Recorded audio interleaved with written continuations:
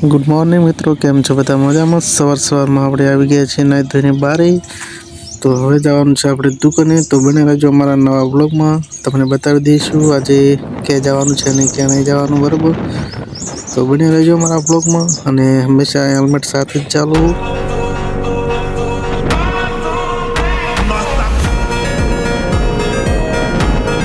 तो मित्रों આપણે દુકાને પહોંચી ગયા છીએ અને હવે આપણે માતાજીને અગરબત્તી પણ કરી દીધી છે અને હવે અગરબત્તી કરીને આપણે બેઠા છીએ, બરાબર। હવે હાલ તો કોઈ શિયાળાનું કામકાજ છે નહીં, એટલે ખાલી કામ વગર બેઠા છીએ, બરાબર। ટાઈમ પાસ કાઢવાનો છે હાલ તો, પણ જ્યારે ઉનાળાની સિઝન ચાલુ થાય ત્યારે 1 મિનિટનો પણ ટાઈમ હોતો નથી, કારણ કે આપણે રિવાઇડિંગ અને રિપેરિંગનું બંને કામકાજ છે।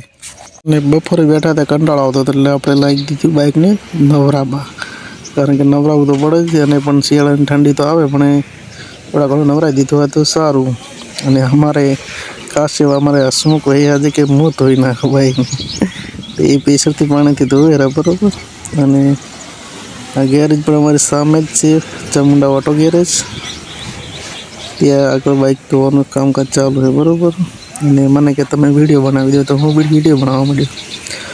તો કોઈ પણ કામકાજ હોય તો ચામુંડા ઓટો ગેરેજમાં આવી જાઓ, તમને વ્યાજબી અને સરળ કામકાજ કરી આપવામાં આવશે।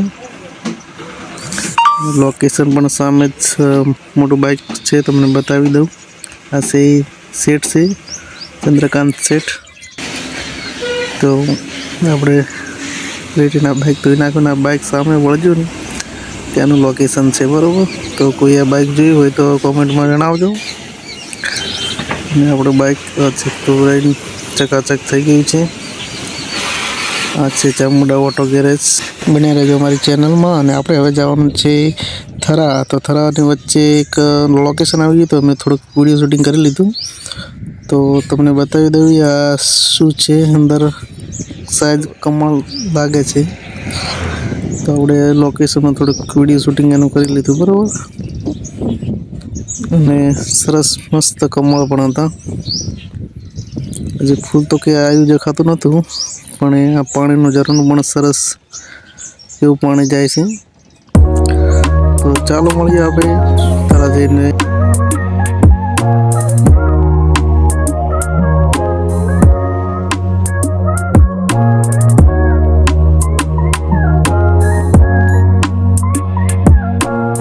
फटाफट આપણે મિત્રો ચાલીએ થરા।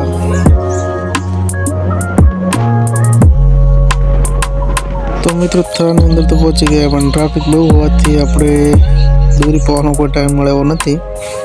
મારા ખાસ એવા પરતભાઈ ભણાને ત્યાં પહોંચી ગયા હતા, પણ ભાઈ કે દૂરી પહોંચવાનો કોઈ મળે નહીં આવે, એના કરતાં તૈયાર લઈ લે, એટલે આપણે તૈયાર લઈ લીધી।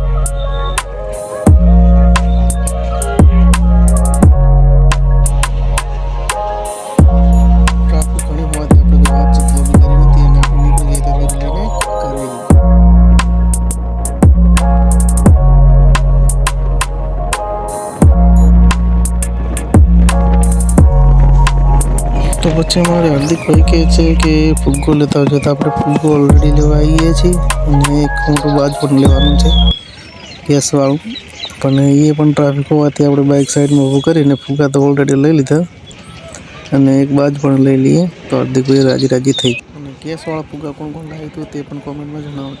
તો મિત્રો વિડીયો સારો લાગે તો લાઈક, શેર અને સબસ્ક્રાઈબ કરવાનું ભૂલતા નહીં। બોલાત કરે ટીવી બુઆ ટીવી